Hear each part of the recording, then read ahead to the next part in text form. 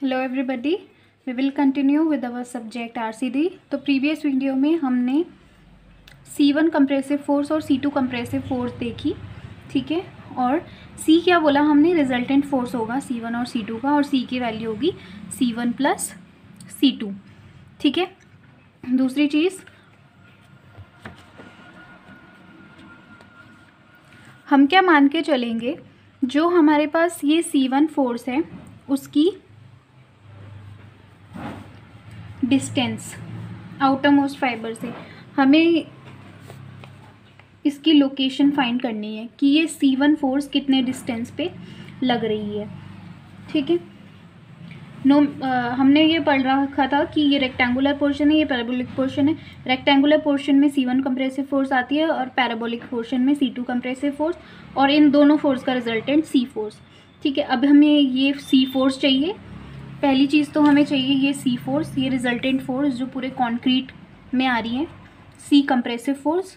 और दूसरी चीज़ चाहिए हमें इसकी लोकेशन, ठीक है, इसकी लोकेशन, ये कितने डिस्टेंस पे एक्ट कर रही है, ठीक है।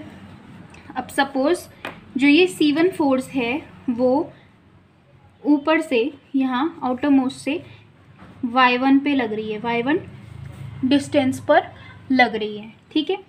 और जो ये C2 फोर्स है वो ऊपर से जो ये डिस्टेंस है वो Y2 डिस्टेंस पे लग रही है, ठीक है। C1 फोर्स ऊपर से Y1 डिस्टेंस पे और C2 फोर्स ऊपर से Y2 डिस्टेंस पे। और जो ये compressive resultant compressive force C force है वो कितने डिस्टेंस पे लग रही है, ऊपर से Y बार पे, यहाँ पे लिख देते हैं Y बार।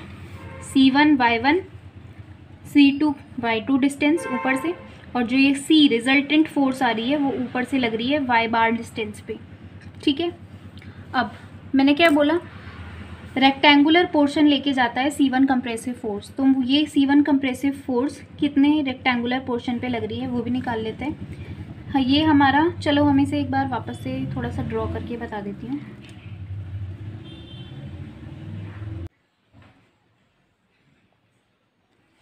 ये ना कुछ इस तरह का फिगर है, ये आधा रेक्टेंगुलर है और आधा पैराबोलिक। मैंने आपको बोला इतने रेक्टेंगुलर पोर्शन से आ रही फोर्स C1, पैराबोलिक पोर्शन से आ रही फोर्स C2। और दूसरी चीज़ मैंने बोली C1 और C2 का रिजल्टेंट आ रहा है C फोर्स, ठीक है। इतना क्लियर हो गया।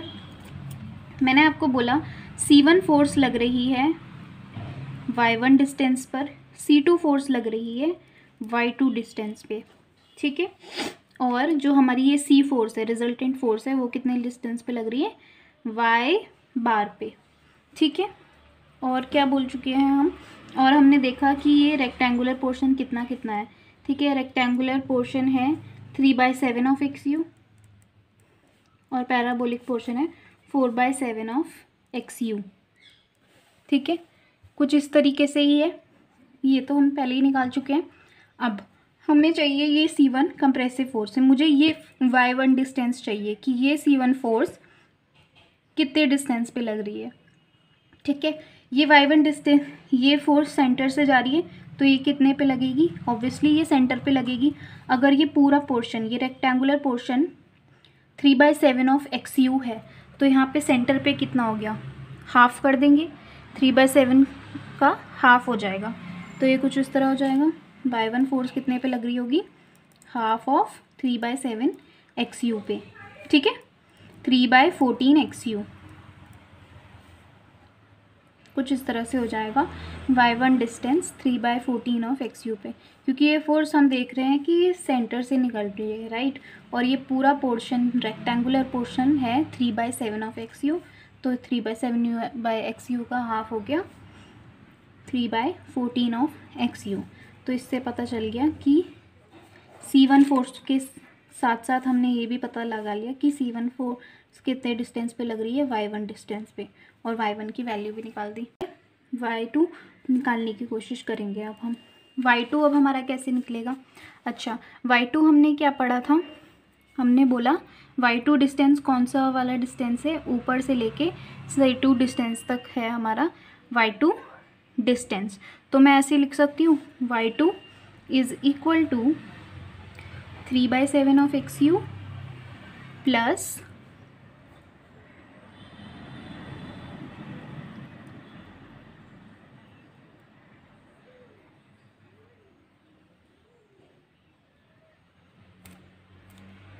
y2 को हम इस तरह से लिख सकते हैं। y2 डिस्टेंस कितना हो जाएगा, ये वाला पोर्शन पूरा रेक्टेंगुलर पोर्शन की डिस्टेंस कितनी है 3/7 ऑफ एक्स यू प्लस इसमें हम ये वाला इस वाले का क्या कर देंगे 3/8 कर देंगे। 4/7 का क्या कर देंगे हम 3/8 कर देंगे। ठीक है, तो ये कितने C2 फोर्स की डिस्टेंस आ जाएगी y2। ठीक है, तो y2 भी हमें पता चल गया है। ठीक, 3/8 ऑफ 4/7 एक्स यू, तो ये हो गई हमारी y2 डिस्टेंस। अच्छा चलो, ये तो हम पढ़ चुके थे कि C1 और C2 का एक रिजल्टेंट फोर्स आएगा C, और C क्या होगा C1 प्लस C2। ठीक है, और एक और चीज़ हम लिख सकते हैं y1 और y2 का एक रिजल्टेंट आएगा y बार। ये वाला फॉर्मूला आपने पढ़ा होगा, y bar equals to C1 y1 plus C2 y2 upon C1 plus C2। ये फॉर्मूला आपने पढ़ रखा होगा। ठीक है, तो मुझे यही फॉर्मूला बनाना है कि टोटल जो कि ये पूरा कंक्रीट है, ये पूरा कंप्रेशन जोन है, इसमें जो ये रिजल्टेंट फोर्स C आ रही है उसकी वैल्यू और जो कितने डिस्टेंस पे लग रहा है उसकी वैल्यू निकालनी है हमारा मेन मोटिव ये इन दोनों को ही कैलकुलेट करना है। ठीक है, तो चलो अब हम C और y बार की वैल्यूज़ निकालते हैं।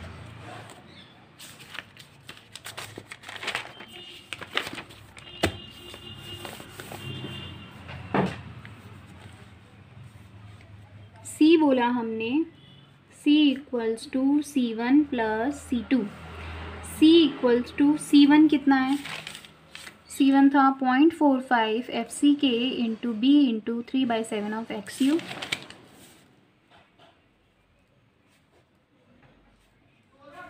B into 3/7 of XU plus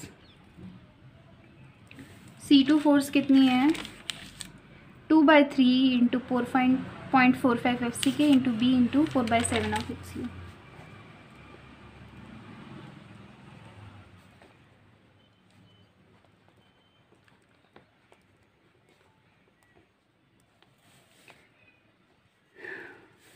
ठीक है, तो अब इस पूरे को अगर आप सॉल्व करोगे तो ये C फोर्स की वैल्यू आएगी 0.36 FCK into B into XU। ठीक है, तो C जो हमारा है फॉर्मूला क्या बन गया 0.36 FCK B XU। ये हो गया हमारा C कॉम्प्रेसिव फोर्स जो कि इन दोनों का रिजल्टेंट है।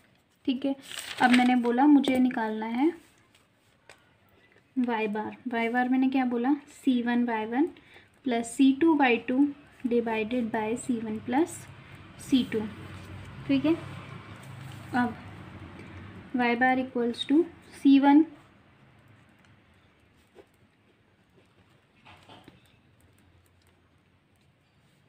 इंटू y1 की वैल्यू क्या आई थी 3/14 ऑफ XU।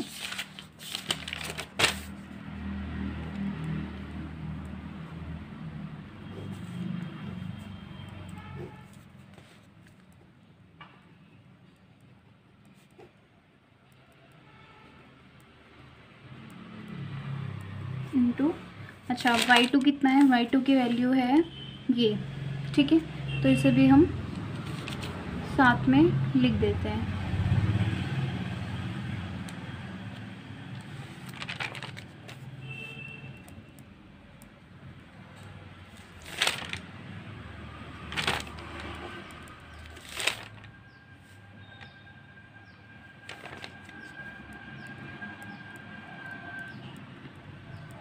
तो ये कुछ इस तरह से है, ये हो गया C1 y1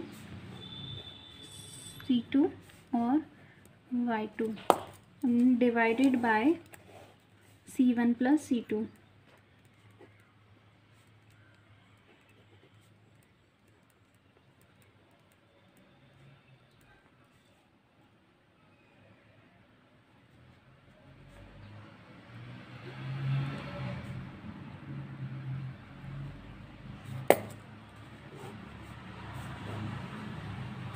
ठीक है, तो वाई बार इस तरह से आएगा आपका। तो आपकी वाई बार की वैल्यू आएगी सॉल्व करने पर 0.42 XU। आपकी मर्ज़ी, आप इसे सॉल्व करो ना करो, बस ये दो चीज़ें याद रखनी है। ये दोनों चीज़ें बहुत इंपॉर्टेंट है, ठीक है। सी कंप्रेसिव फोर्स की वैल्यू 0.36 FCK BXU और वाई बार की वैल्यू 0.42 XU, ठीक है। अच्छा, हमने क्या देखा था, चलो इसे यहाँ ड्रॉ कर लेते हैं।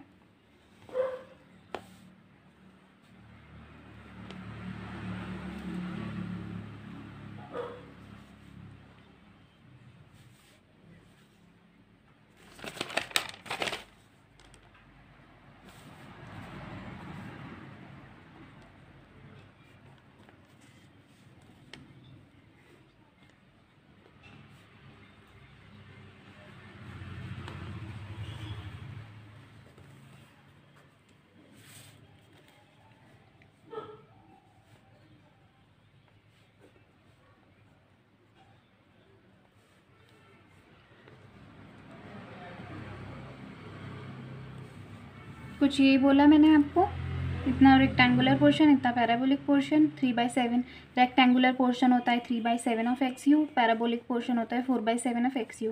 रेक्टेंगुलर पोर्शन से आती है C1 कंप्रेसिव फोर्स, पैराबोलिक से C2 कंप्रेसिव फोर्स, और इन दोनों के बीच से एक C compressive force. C1 compressive force Y1 distance पे है आउटरमोस्ट फाइबर से, C2 कंप्रेसिव फोर्स ऊपर से Y2 डिस्टेंस पे है, और C है ऊपर से Y बार डिस्टेंस पे। इस C फोर्स की वैल्यू भी निकाल दी और इस Y बार फोर्स की वैल्यू भी निकाल दी। अब मैंने आपको कहा था, हमने यहाँ पे क्या पढ़ रखा था, यहाँ पे क्या लिखते हैं हम, स्ट्रेस, ये हमारा स्ट्रेस डायग्राम है। तो ये हो गया यहाँ पे कंक्रीट में कितनी स्ट्रेस होती है 0.45 FCK, परमिसिबल स्ट्रेस कितनी होती है 0.45 FCK, और यहाँ पे कितनी होती है 0.87 FY, ये होती है इसकी परमिसिबल स्ट्रेस। ये किसके लिए हो गई, स्टील के लिए हो गई, ये किसके लिए हो गई, कंक्रीट के लिए हो गई। अच्छा, WSM में ना हमने एक और चीज़ पढ़ी थी, WSM में हमने पढ़ा था कि लिवर आर्म क्या था हमारा, distance between compressive force and tensile force, compressive force and tensile force.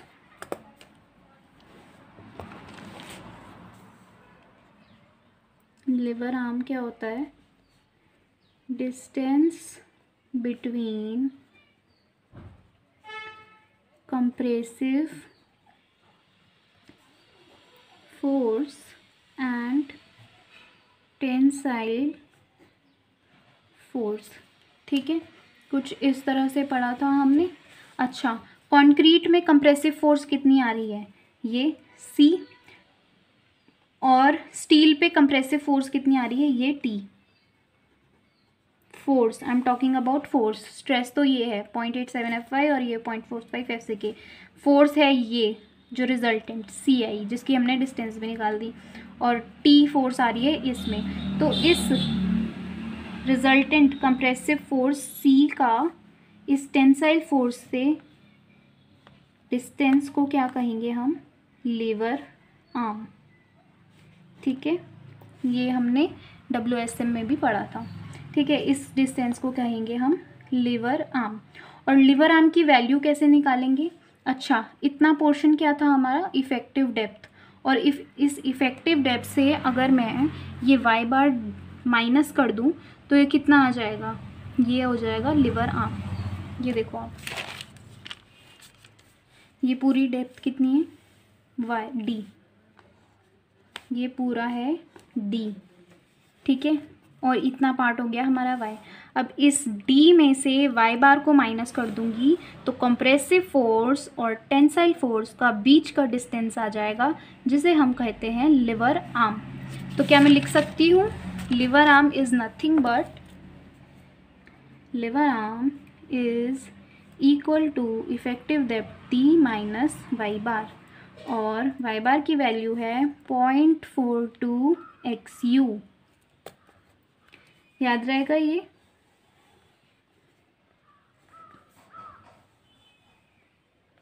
ठीक है, लिवर आर्म की वैल्यू हो गई d माइनस वाई बार d माइनस 0.42 XU। ठीक है, ईजी था। इसमें कुछ डाउट होगा तो आप मुझे बता देना।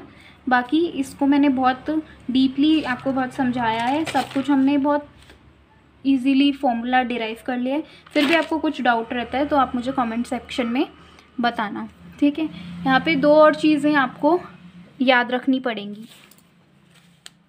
नोट फॉर्म में लिख देते हैं हम।